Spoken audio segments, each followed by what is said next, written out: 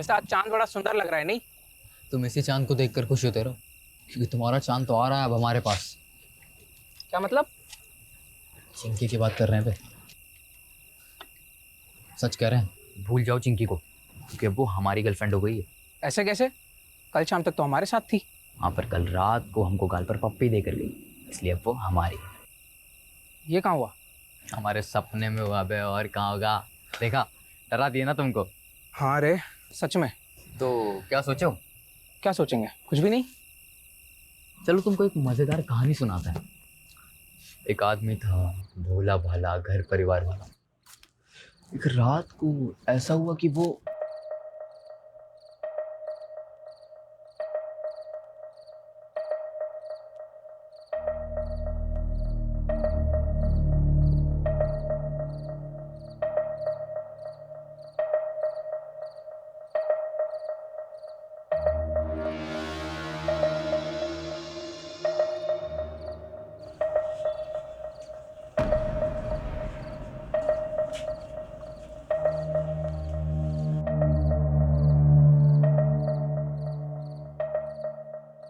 शमीम, ये इतनी रात को कहाँ जा रहे हैं? तुम सो जाओ ज़ेबा, जल्दी ही आ जाऊंगा। और इस थैले में क्या है? पानी की बोतल है, और क्या है? ज्यादा सवाल मत करो ज़ेबा, जल्दी ही आ जाऊंगा, तुम चुपचाप सो जाओ।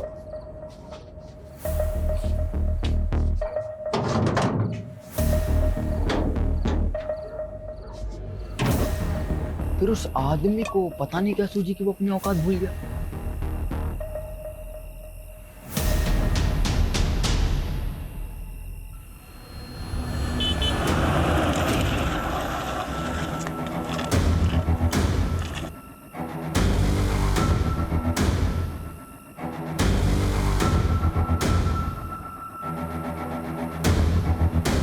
फिर क्या हुआ? फिर वही हुआ जो नहीं होना चाहिए था। क्या मतलब?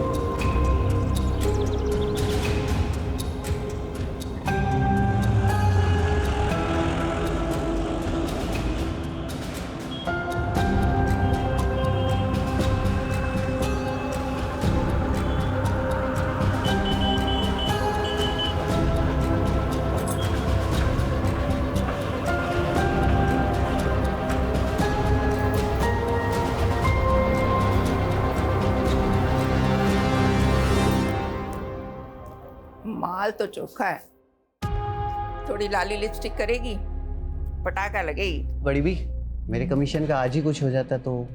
गुड्डू, जी बड़ी भी। इस कुत्ते का मुंह बंद कर, पैसे ठूस कर।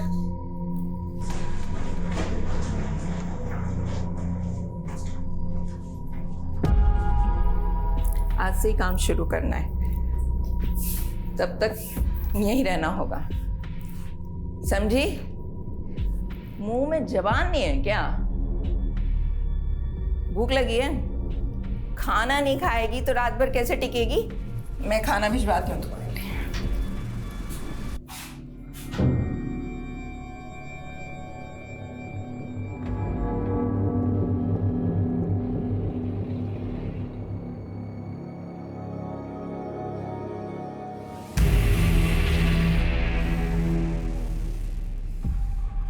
अरे कहाँ है? ए लड़की, कहाँ गई वो? वे कहाँ है वो?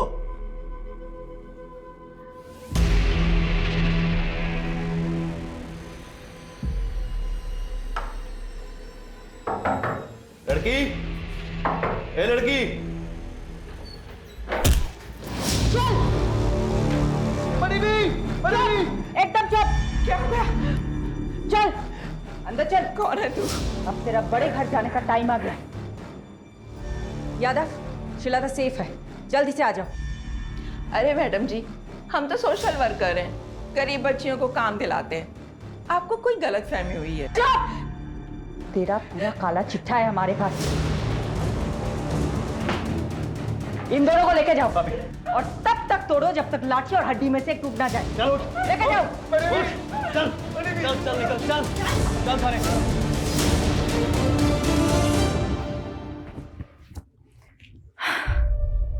श्वेता बेटा, ठीक हो तुम? कुछ नहीं होगा तुम्हें, ओके? तुम सेफ हो।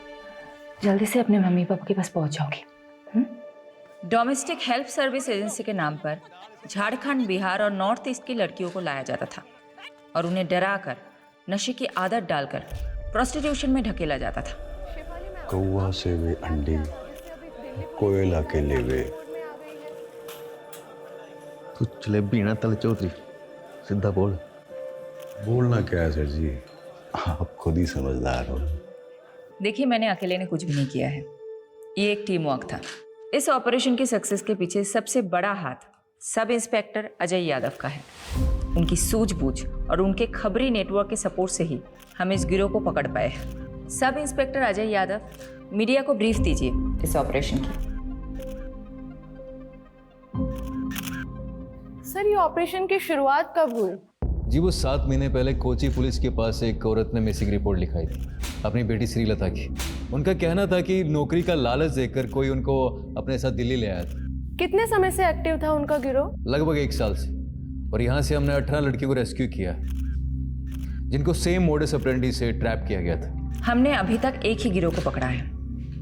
जो भी इस रैकेट के साथ जुड़े हुए हैं, अब उन सबकी बारी है। ज़ेबा, फिक्र मत कर, समीम भाई जल्द लौटेंगे। राना खाला, जरा 1 मिनट। हाँ, क्या हुआ रकीब? क्या बोलूँ खाला, अब्बू के जाने से अम्मी का हाल बुरा, ऊपर से पैसों की किल्लत, 2 वक्त का खाना और दूध के भी पैसे नहीं। क्या करूँ, किससे मदद मांगूँ, कुछ समझ में नहीं आ रहा है। ये ले 1000 रुपये रख, और जरूरत पड़े तो मांग लेना। शुक्रिया खाला।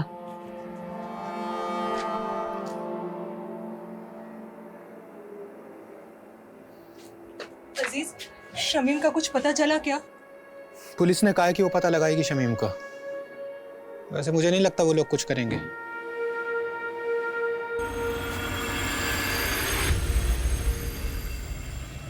पाव चम्मच हल्दी, 1 कप गाढ़ा दही। दिखाइए तो क्या क्या लिखा। ये देखो। अरे मैडम, ये क्या लिख दिया आपने?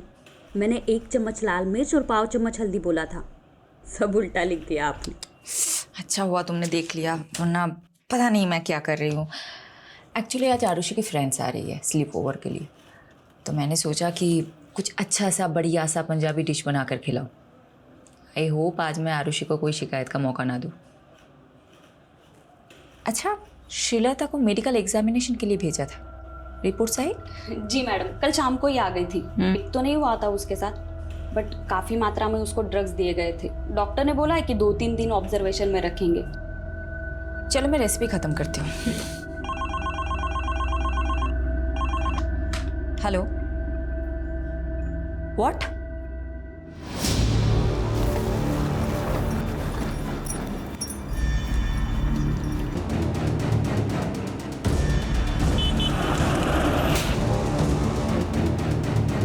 Solanki, mobile, wallet, ID card कुछ मिला?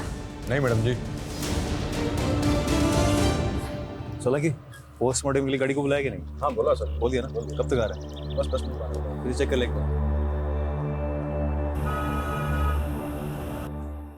दी, देखो मैंने लाइट ऑन कर दी, कैसा लग रहा है? Very good Rohan. जब तू बड़ा होगा, तेरे फ्रेंड स्लीप ओवर के लिए आएगा ना, मैं भी चुपचाप लिविंग रूम में चली जाऊंगी। Living room? मैं तो जाऊँ लिविंग रूम में? एक ही रात की तो बात है रोहन। मैंने इतनी मेहनत की हमारा रूम साफ करने में, मैं नहीं जाऊंगा कहीं भी। ए चैंप, तू एक काम कर, तू ना मेरे रूम में आ जा। ये लोग गर्ल्स नाइट आउट करेंगे तो हम भी बॉयज नाइट आउट करेंगे। मतलब मम्मी आज फिर से डिच करने वाली है? एक और झूठा प्रॉमिस किया मम्मी ने। जाने देना आरू, ये सोच कि तेरी फ्रेंड कितनी लकी है, अगर तेरी मॉम होती तो वो फिर से नई पंजाबी डिश ट्राई करती और हम लोगों को खिलाती और हमें भी छोटी मोटी तारीफ करनी पड़ती। अभी एक काम करते, तुम लोगों का रूम फिर से सेट करते। ओके, चलो चलो चलो चलो। क्राइम सीन के पास और कुछ नहीं मिला, मर्डर वेपन भी नहीं।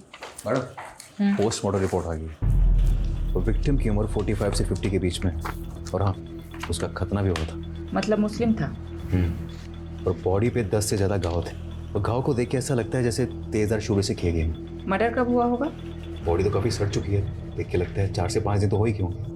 मैडम मैं एक काम करता हूँ, विक्टिम के डिस्क्रिप्शन से मेल खाती हुई मिसिंग रिपोर्ट में आसपास के थाने में चेक करवाता हूँ। वैसे मैडम मैं एक बात बताना भूल गई। हॉस्पिटल से कॉल आया था, श्रीलता की हालत अब काफ़ी बेहतर है। 1-2 दिन में डिस्चार्ज मिल जाएगा और परसों की ट्रेन है उसकी। पारुल एक काम करना, कल तुम श्रीलता से मिलना। और ये लो, इस पैसों से उसे एक मोबाइल खरीद देना। और परसों तुम खुद जाना उसे स्टेशन छोड़ने। ओके? शेल्टर होम की केयरटेकर जाने वाली मैडम। फिर भी जाना है तुम्हें। यादव सर ना सही कहते हैं, आप हर केस को काफी पर्सनली क्यों ले लेते हो? जब तुम खुद माँ बनोगी तब समझ जाओगी। किस्मत साथ दे रही है हमारा इस केस में। ओके, विक्टिम की डिस्क्रिप्शन से मेल खाती हुई मिसिंग रिपोर्ट हमें मिल गई। डिटेल्स बताना। डिटेल्स मैम 6 दिन पहले नॉर्थ दिल्ली के निर्मल नगर थाने में शमीम खान नाम के एक आदमी की मिसिंग रिपोर्ट लिखाई गई थी। उम्र 45 साल, बीवी और बच्चे के साथ रहता था। बीवी और बच्चे का नाम क्या है? बीवी का नाम ज़ेबा है और बच्चे का नाम रकीब।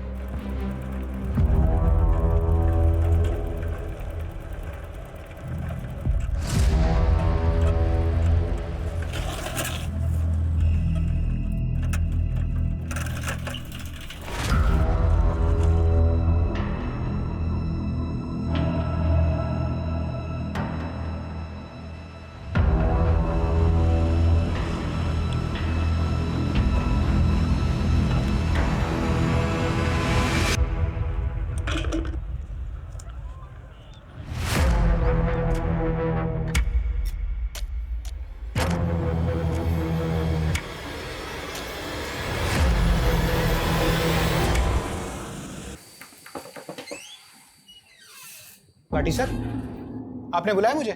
इधर आ, ये देख जरा। क्या हुआ सर? धोखा है मेरे साथ, धोखा। नहीं सर, मैं तो रोज 9 घंटे की पाली खत्म करके ही निकलता हूँ। तो झूठ बोलता है। नहीं सर। ऊपर से काम चोरी करता है। अब ध्यान रख ले, अगले 1 महीने तक तूने ओवर टाइम करके मेरा हिसाब पूरा करना है। अगर कुछ गड़बड़ हुई तो याद रख, तेरा वही हाल होगा जो शमीम का हुआ था। समझा?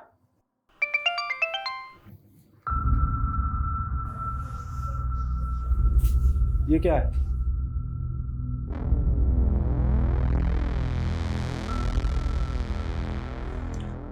पहले शमीम कहीं चले गए और अब रकीब का भी पता नहीं।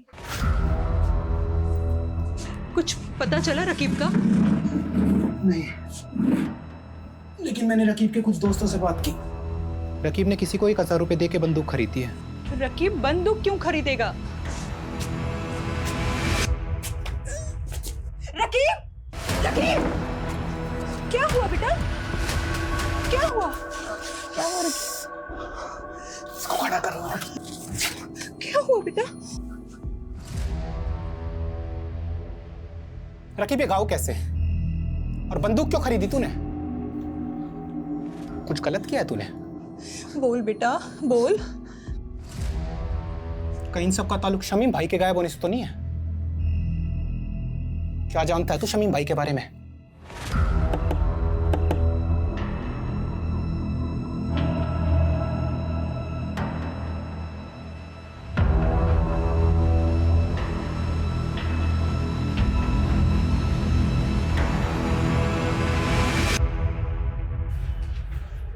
खोलो।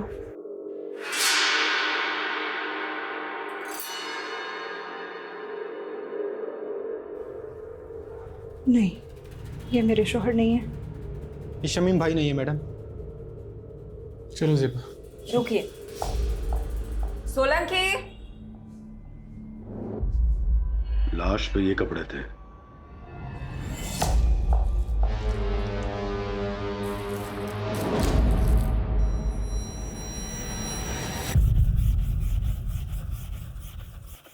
अरे अब्बू, शर्ट को इतना भी मत घिसो कि चीख पड़े।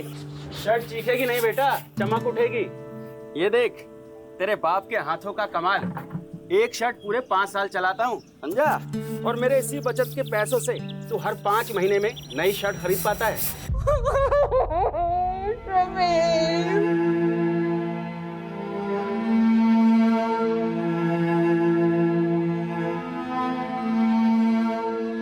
देखिए, मैं जानती हूँ ये सही समय नहीं है बात करने का, लेकिन शमीम की हत्या हुई थी और हत्या को 6 दिन हो चुके हैं।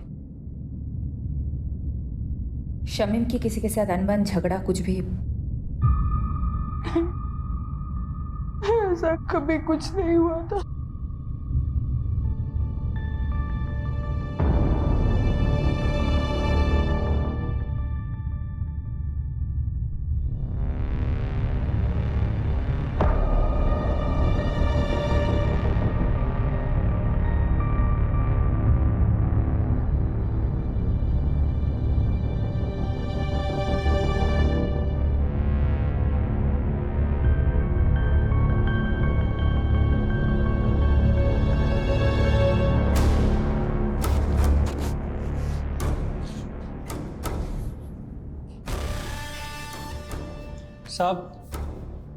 साहब वो बड़े साहब से मिलना था। नाम क्या है तुम्हारा? बाबू। बाबू पक्का यही था वो? कितनी बार बताया साहब, 100% यही था। 2 आदमियों ने इसे पीछे से पकड़ रखा था और एक आदमी इसको चाकू मार रहा था। मैं डर के मारे सहम गया था, इसलिए इसकी मदद भी नहीं कर पाया। हमारे पास इतने दिन बाद क्यों आए? मैडम जी, दिल्ली में नया हूँ और किसी को जानता भी नहीं, और फिर पुलिस स्टेशन में आने से हर कोई डरता भी तो है। तो फिर बाबू अचानक तेरी अंतरात्मा कैसे जागे? हाँ साहब, पेपर में पढ़ा कि इसका कातिल अभी तक नहीं मिला, तो मुझे ख्याल आया कि वो किसी का पति, किसी का भाई होगा। इंसाफ तो मिलना चाहिए ना। पर मैम, मुझे किसी लफड़े में नहीं फंसना। बाबू, मेरी बात अच्छे से सुनो जी। इस शामीम को 3 लोगों ने मारा है। उनका हुलिया पहचान सकते हो? चित्र बनवा सकते हो? शक्ल तो याद है मुझे मैम, रोज रात को सपने में आते हैं तीनों कमीने।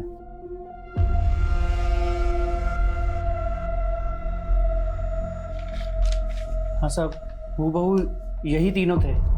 दीजिए यादव, सभी पुलिस स्टेशन में तीनों के स्केचेस थे। एक भी मिल गया तो बाकी 2 अपने आप हाथ लग जाएंगे। मैं ये स्केचेस शमीम की फैमिली को दिखाती हूँ।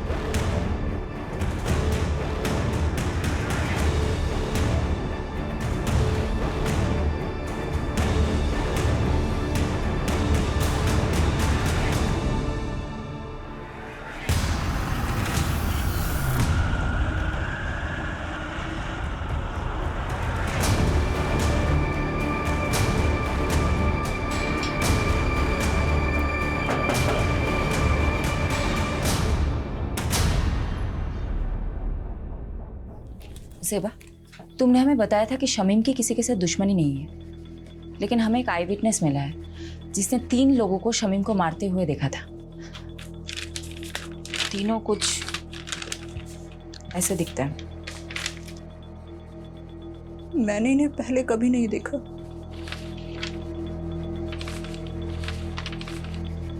जिस रात शमीम गए थे तभी मुझे अजीब लग रहा था।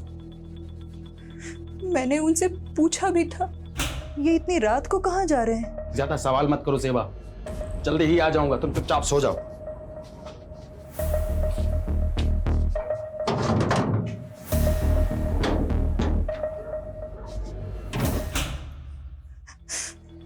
बस थैली लिए और चले गए।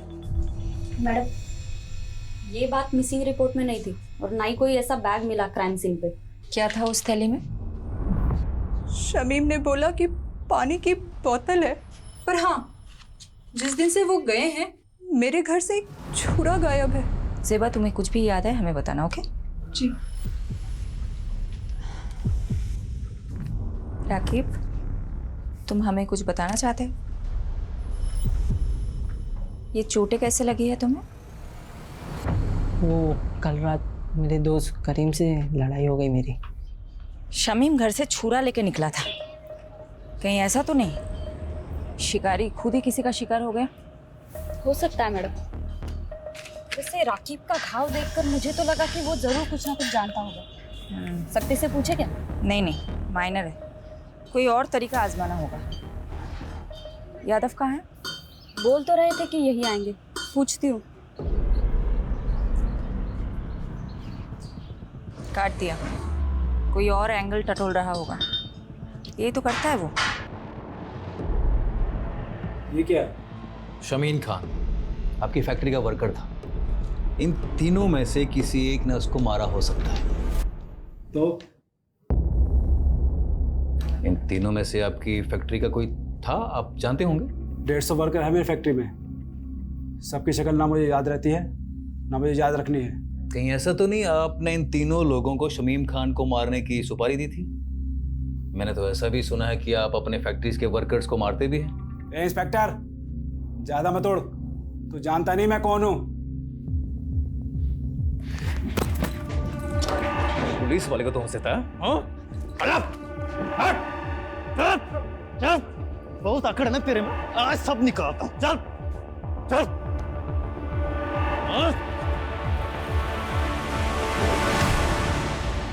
अगली बार घसीटता हुआ सीधा थाने ले जाऊंगा। दोबारा पुलिस के सामने इज्जत से पेश आना, समझा? चल।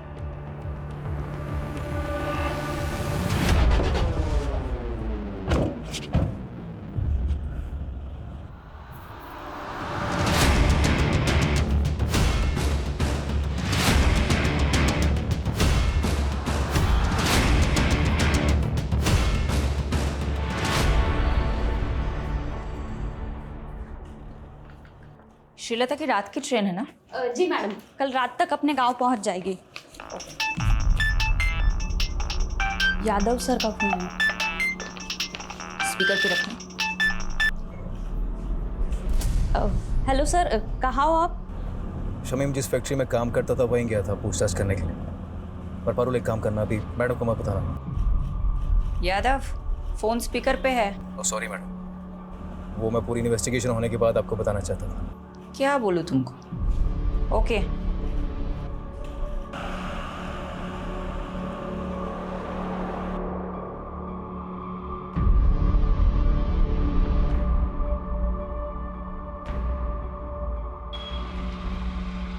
तो देखा क्या? हाँ सर, देखा देखा सा तो लग रहा है।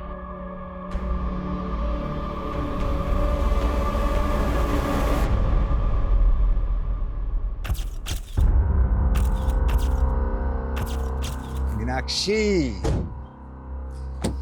I'm gonna miss you.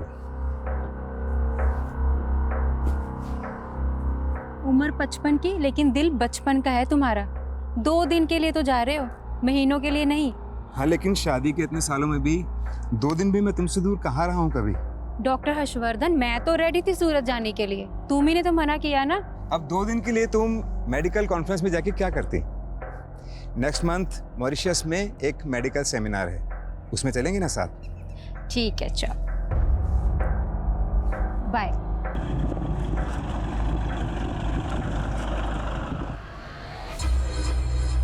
दीपक, जरा अपना फोन देना। Yes sir. हाँ, मैं बोल रहा हूँ, दीपक के फोन से बात कर रहा हूँ। दरअसल मीनाक्षी ने मेरे फोन में कोई स्पाई सॉफ्टवेयर इंस्टॉल कर दिया है। मैं दीपक को भेजता हूँ तुम्हें पिक करने के लिए। Love you, bye. सर, इसके बारे में मालूम चलते फ़ोन मारता हूँ मैं आपको। पता कर। अच्छा, वो रकीब का बायोडाटा निकाला क्या? हाँ सर, पता किया ना सर। राकीब क्या छोटी सी उम्र में गलत लफड़ों में फंसा। भीमलाल नाम का एक बैटिंग माफिया है, उसके साथ जोड़ा। भीमलाल कहीं वही तो नहीं जो बेल से छूटने के बाद लॉटरी के धंधे में घुस गया? वही वाला सर। सर हुआ क्या, जब भी शमीम गायब हुआ ना, राफिक को सीधा शक भीम लाला पे गया और वो उससे मिलने चला। ए, क्या कर रहा है ये? पागल हो गया?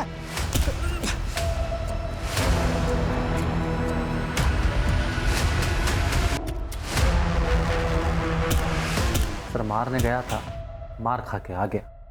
सब मेरी गलती, मेरी वजह से अब्बू की जान गई। मुझे ऑनलाइन गेम की लत लग गई थी जिसमें आप बहुत सारे पैसे कमा सकते हो। भीमलाला अपना मोबाइल और पैसे देता था मुझे गेम खेलने के लिए। ज़्यादा पैसे कमाने के लालच में 2 लाख रुपए कर्ज हो गए मुझ पर।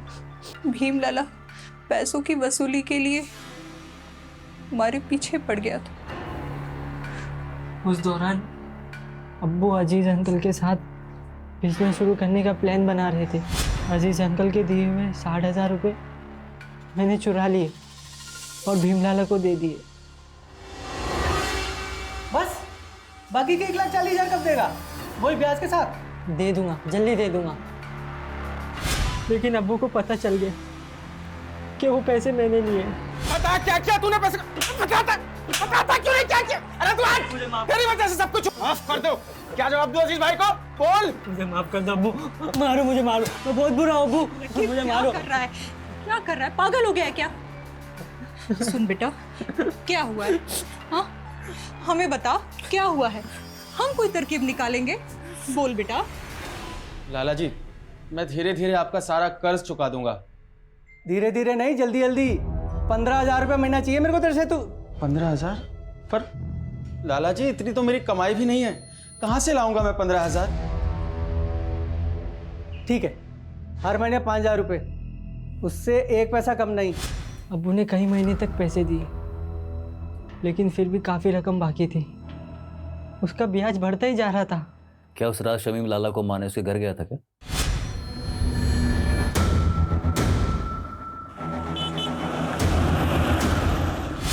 ताकि उसका कर्ज ना चुकाना पड़े? लगता तो ऐसे ही है मुझे, इसलिए मैं लाला से अब्बू की मौत का बदला लेना चाहता था। यादव, यादव, बस करो। कितना मारोगे? मर जाएगा ये। देखो लाला, ये बहुत जिद्दी है, इसलिए तुम्हारे लिए यही अच्छा होगा कि तुम सब सच बता दो, नहीं तो ये तुम्हें मारता ही रहेगा। मैंने नहीं मारा शमीम को, आप खुद ही सोचो। सोने का अंडा देने वाली मुर्गी थी वो, मैं उसे क्यों मारूंगा भला? क्योंकि शमीम तुम्हें मारने आया था, इसलिए तुमने अपने उन 3 साथियों के जरिए उसे मरवा दिया। मैडम, ये देखो। मैं इन तीनों को नहीं जानता। लगता है जैसे इसे मारने का शौक है, तुम्हें मार खाने का शौक है। ठीक है, करते रहो अपने अपने शौक पूरे। चलो चालू हो जाओ।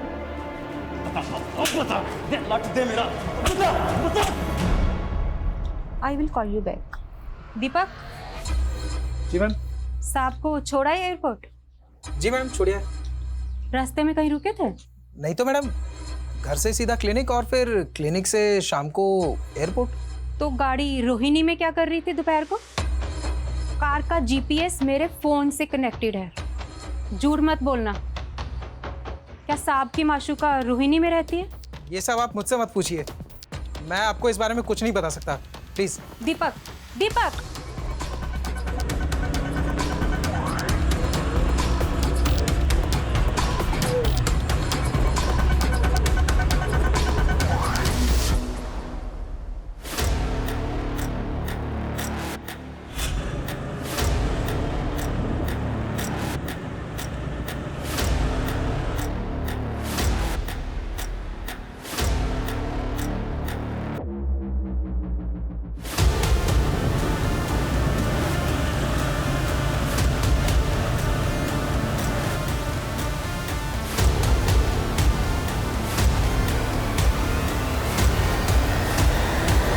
मैडम जी, हम गंगा मैया की कसम खा के कहते हैं, हमने किसी शमीम को नहीं मारा। झूठ मत बोल। हमारे पास चश्मदीद गवाह है जिसने तुझे शमीम का मर्डर करते हुए देखा है, और तेरे साथ ये दोनों थे। कौन है ये दोनों? मैं नहीं जानता मैडम, और जब हमने खून ही नहीं किया है तो देखा किसने? सपने में। गुनाह कबूल करने में जितना टाइम लगाएगा ना, तेरे लिए मुश्किल उतनी बढ़ती जाएगी। मैडम जी, हम रिक्शा चलाकर गुजारा करते हैं और हमने आज तक कोई गलत काम नहीं किया है, और आप तो हम पे सीधा मर्डर का आरोप लगा रहे हैं। मैडम,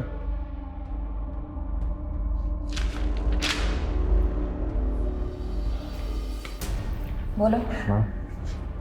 जीतू के बारे में पता किया मैंने, उसकी मौले से काफ़ी शरीफ आदमी है, कोई क्रिमिनल रिकॉर्ड भी नहीं है इसका। हो सकता है ये मर्डर से डेब्यू किया हो। इसे थोड़ी अपनी वाली ट्रीटमेंट दो, शायद सच उगल दे। तो मैं पारुल को बोलती हूँ शहर के सारे पुलिस स्टेशन में पता करे जीतू का कोई क्रिमिनल रिकॉर्ड है या नहीं।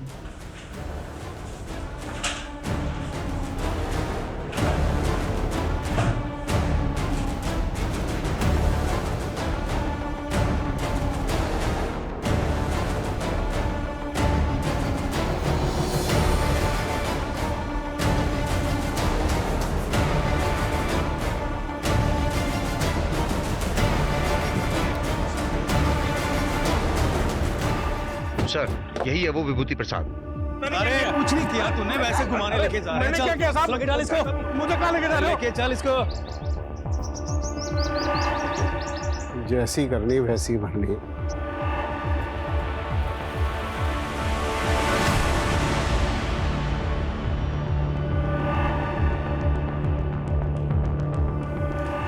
मैम यही है वो आदमी जिसने उसको चाकू मारा था। और मैम इस वाले आदमी ने उसको पीछे से पकड़ा हुआ था। मैम वो तीसरा आदमी मिला क्या? वो भी मिल जाएगा। मैम मेरा कहीं नाम तो नहीं आएगा ना? फिक्र मत करो, तुम जा सकते हो बाबू। जी मैम। मैडम, विभूति प्रसाद एक नंबर का बदमाश आदमी है। कुछ महीनों पहले ये थाने में अपनी मिसिंग बाइक की कंप्लेंट करने आया था। सब रोकिए साहब, यही करो शुरू।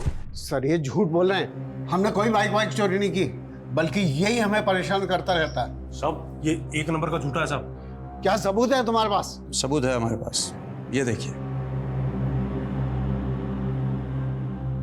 आप ही का बेटा है ना? हाँ सर। बुलाइए इसे। साहब ये झूठ बोल रहे हैं, इनकी बाइक रास्ते में खड़ी थी, वो तो मैंने बस साइड कर दी। बाइक तो चोरी हुई है ना, और आखिरी बार बाइक के साथ आपके लड़के को देखा गया था, इसलिए पूछताछ के लिए इसे हमें थाने ले जाना पड़ेगा। चलो। मैडम, वो बाइक तो बाद में मिल गई, लेकिन कुछ दिनों बाद विभूति फिर से आया। आप मार डाला, देखिए ना, पता नहीं कौन से जन्म का बदला ले रहे हैं बाप बेटा मुझसे। ये क्या नाटक है विभूति? नाटक नहीं, अटैक हुआ मेरे पे, अटैक इसके बेटे ने किया साहब। सर ये झूठ बोल रहा है, पहले भी इसने मेरे बेटे को फंसाया, अब दोबारा फंसा रहा है मेरे बेटे को। देखिए अनिल जी, डॉक्टर ने इन्हें एग्जामिन किया है और इसीलिए हम लोग यहाँ पर आए हैं। हमें आपके बेटे से कुछ पूछताछ करनी है, बुलाइए उसे। सर वो घर पे नहीं है। आप अपना तलाशी लीजिए अंदर। वो घर पे नहीं है, मेरा यकीन कीजिए। ठीक है, वो जैसे ही घर पर आए भेजो उसे हमारे पास। जी। इन्वेस्टिगेशन से पता चला कि अनिल और उसका बेटा वाकई शरीफ आदमी है, लेकिन ये विभूति एक नंबर का सरफिरा है। ये विभूति उन लोगों को क्यों परेशान कर रहा था? दरअसल मैडम, ये अनिल और उसके बेटे की जमीन हथियाना चाहता था, वो भी सस्ते दामों में, और अनिल उसे बेचना नहीं चाहता था। बस तभी उसने ये ड्रामा खेला। कौन था तेरा तीसरा साथी? कौन तीसरा साथी? क्या कह रहे हो आप? देख विभूति, सीधी तरह बता दे, शमीम के खून में तेरे और जीतू के अलावा वो तीसरा बंदा कौन था? वरना बहुत पीटेगा तू। हाथ मत लगाना मुझे, वरना पूरे डिपार्टमेंट को कोर्ट में घसीटूंगा मैं। तू यहाँ से जाएगा तब ना। तुझे क्या लगता है छोटा केस फाइल करना सिर्फ तुझे ही आता है?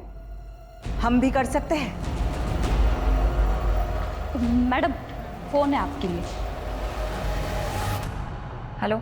शिफाली दी, मैं श्रीलता। श्रीलता, कैसी हो तुम? मैं ठीक हूँ, थैंक यू दीदी। ये लीजिए, अम्मा से बात कीजिए।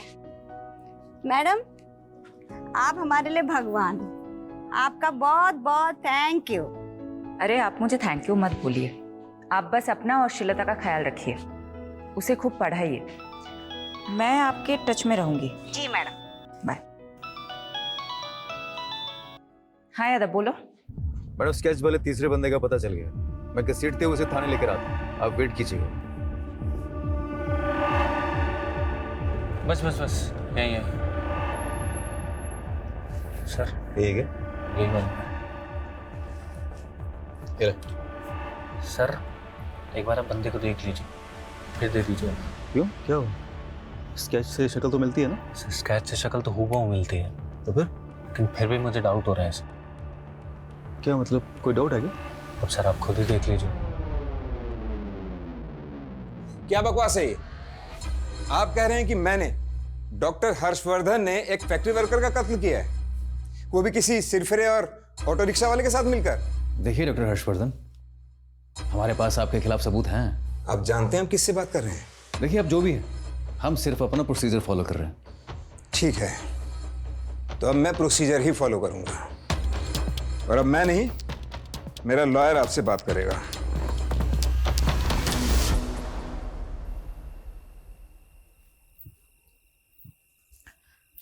ये लो। हाँ हाँ, सब हंस रहे हैं मुझ पर, तुम भी हंस लो। सॉरी शिफाली, लेकिन ये तुम्हारा यादव है ना, जोश में होश को बैठता है। गलती सबसे होती है, इट्स ओके। ये गलती नहीं, ब्लंडर था। सीमोन किसी आई विटनेस ने बोल दिया और तुम लोग शहर के नामी डॉक्टर हर्षवर्धन को अरेस्ट करने के लिए निकल पड़े। क्या फायदा हुआ? 5 मिनट में उसका वकील उसकी बेल करा के चला गया। तुम वकील लोग ना कभी पुलिस की प्रॉब्लम नहीं समझोगे। तुम लोगों को मजा आता है कानून के लूप होल्स को निकाल के मुजरिम को बचाने में। तो अब तुमने ये डिसाइड कर लिया कि डॉक्टर हर्षवर्धन मुजरिम है? नहीं, मैं एक जेनरिक बात कर रही थी। देखो, डॉक्टर हर्षवर्धन को हमने पूछताछ के लिए बुलाया, उसका एक बेस था, एक आई विटनेस है जिसने सस्पेक्ट का स्केच बनवाया है। वो हुलिया बिल्कुल मैच करता है डॉक्टर हर्षवर्धन से। इस ब्लाइंड केस में ये एक ही तो स्ट्रॉन्ग पॉइंट है हमारे पास। एक सेकंड, अब मुझे समझ में आ रहा है, अब मुझे एक्चुअल में समझ में आ रहा है क्यों हम गोल गोल घूम रहे थे इस केस में। Thank you for your help. Sorry madam, मेरी वजह से आपको कमिश्नर सर से बात सुननी पड़ी। यादव, ये सब कुछ छोड़ो। पारुल, मुझे इतना बताओ, विभूति प्रसाद, ऑटो ड्राइवर जीतू और डॉक्टर हर्षवर्धन, इन तीनों के कॉल रिकॉर्ड्स चेक किए? जी मैडम, शक करने वाली कोई बात नहीं मिली। इन तीनों के बीच में कोई कम्युनिकेशन? पिछले 1 साल के कॉल रिकॉर्ड्स में तो इन लोगों की आपस में कोई बात नहीं, और ना ही इन तीनों में से किसी का फोन लोकेशन क्राइम सीन के पास मिला। नाउ थिंक, तीनों अलग अलग एरिया के लोग हैं। इन तीनों का आपस में या शमीम के साथ दूर दूर तक कोई कनेक्शन नहीं मिला। इन तीनों को शमीम से जोड़ने वाला एक ही इंसान है, बाबू। और एक खास बात, ये आई विटनेस बाबू खुद चलकर हमारे पास आया था, राइट?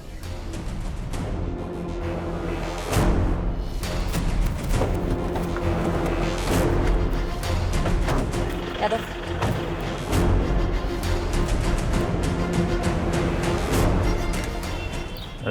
आसपास पता कर, बाबू कहाँ है?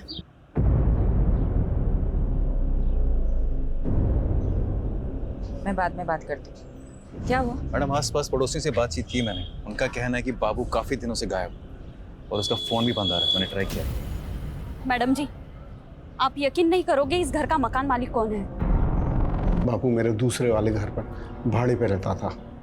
जब विभूति ने मेरे बेटे राकेश पर इल्ज़ाम लगाया ना, तो मैंने ही राकेश को बाबू के साथ में उस घर में रहने के लिए बोल दिया था, छुपा दिया था उसको। वो घर पे नहीं है, मेरा यकीन कीजिए। ठीक है, वो जैसे ही घर पर आए भेजो उसे हमारे पास।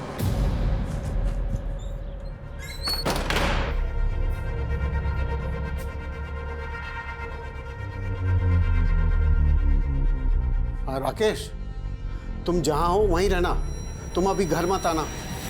फिर मैडम, राकेश ने बाबू को विभूति के बारे में सब कुछ बता दिया कि वो कैसे हमको तंग करता था।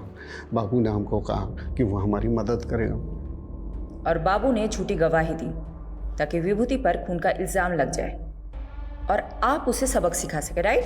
जी हाँ मैडम।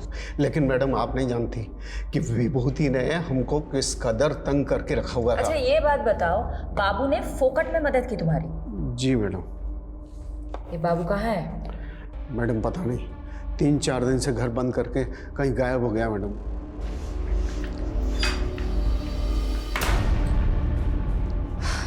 मैडम, बाबू के खिलाफ लुकआउट नोटिस जारी कर दिया है। एक बात मेरी समझ में नहीं आ रही, ये बाबू अनिल की मदद करने के लिए मर्डर केस में झूठा बयान देने जितना बड़ा रिस्क क्यों लेगा? मैडम हो सकता है बाबू शमीम के मर्डर में इन्वॉल्व हो और खुद गवाही देकर अपने शक की पॉसिबिलिटी खत्म करना चाहता हो। पॉसिबिलिटी है। तो बाबू और शमीम का क्या कनेक्शन है? ढूंढते हैं, कुछ तो निकलेगा। मैडम जी, बाबू के पुराने रिकॉर्ड्स चेक कर रही थी। आज से ठीक 5 महीने पहले तक वो फरीदपुर सिकंदराबाद में रहता था। शायद वहां से कुछ इन्फॉर्मेशन मिले।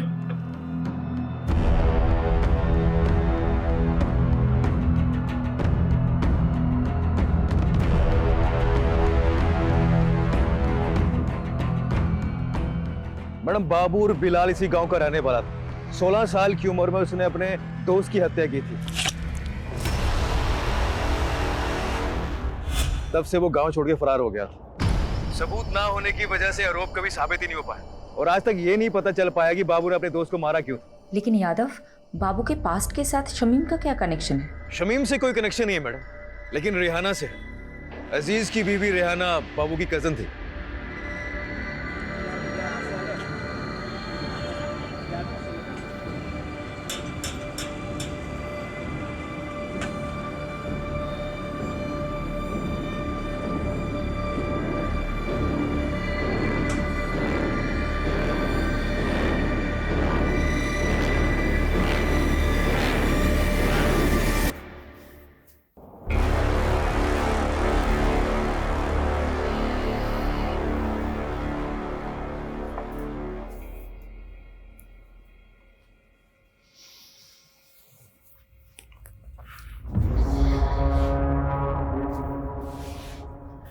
बस ज़ेबा, कब तक ऐसे चलेगा? मैं तुम्हें अपना बनाना चाहता हूँ, तुमसे निकाह करना चाहता हूँ। अजीज, हमारे बीच जो कुछ भी हुआ वो गलत था, जिसकी सजा भुगत रही हूं मैं। शमीम की रूह को मैं और तकलीफ नहीं देना चाहती। ऐसा मत करो ज़ेबा, मैंने सब कुछ तुम्हारे लिए किया है।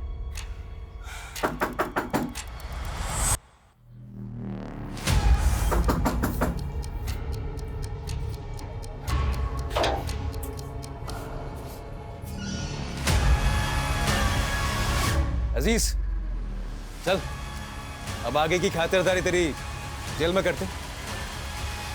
मैं हमेशा से ज़ेबा को पसंद करता था। जब भीम लाला ने शमीम से पैसे हटने शुरू किए तो शमीम काफ़ी चिड़चिड़ा रहने लगा था। वो बात बात पर गुस्सा करता था। मुझे उसकी फिक्र होने लगी तो मैंने एक रोज़ ज़ेबा से बात करने का सोचा। अजीज, मेरी मुश्किलें तो ख़त्म होने का नाम ही नहीं ले रही हैं। रकीब की नादानी ने सब बर्बाद कर दिया। शमीम दिन रात काम करते हैं। मुझे कहीं ना कहीं अंदाजा था कि ये मसला पैसों का है।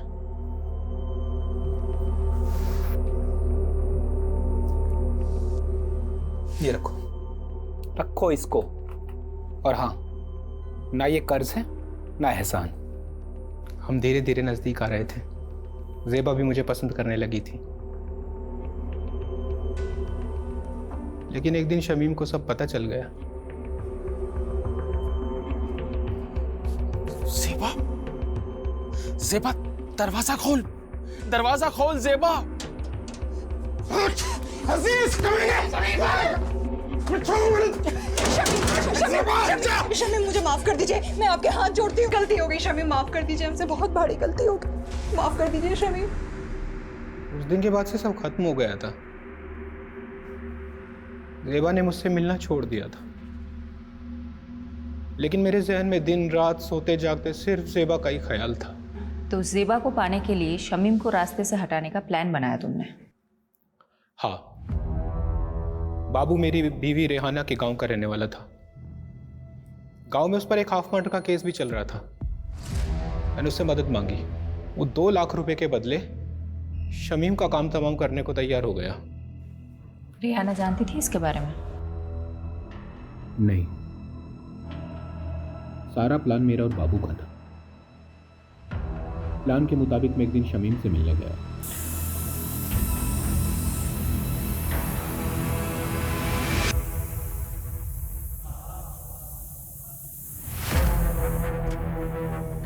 शमीम भाई, मैं अपनी गलती पे बहुत शर्मिंदा हूँ, इसीलिए मैंने शहर छोड़कर हमेशा के लिए मुंबई जाने का फैसला किया है। इसके बाद मैं अपनी शक्ल आपको कभी नहीं दिखाऊंगा, बस जाने से पहले दिल खोल कर आपसे बात करना चाहता था। क्या आप मुझसे मिलने आएंगे एक बार? जरूर आऊंगा जी। मेरी तरह शमीम के मन में भी साजिश पनप रही थी। उसने जो देखा था वो भूल नहीं पा रहा था। वो भी मेरी जान का प्यासा था। हम जानते थे कि एक न एक दिन आप हम तक जरूर पहुंचोगे, इसीलिए बाबू ने आई विटनेस बनने का प्लान बनाया ताकि आपको भटका सकें। बाबू ने विभूति प्रसाद, जीतू और डॉक्टर हर्षवर्धन का नाम क्यों लिया था? ऐसा कुछ सोचा नहीं था। बाबू के दिमाग में जो हुलिया आया वो बयां करता चला गया। इरादा सिर्फ आपको भटकाने का था।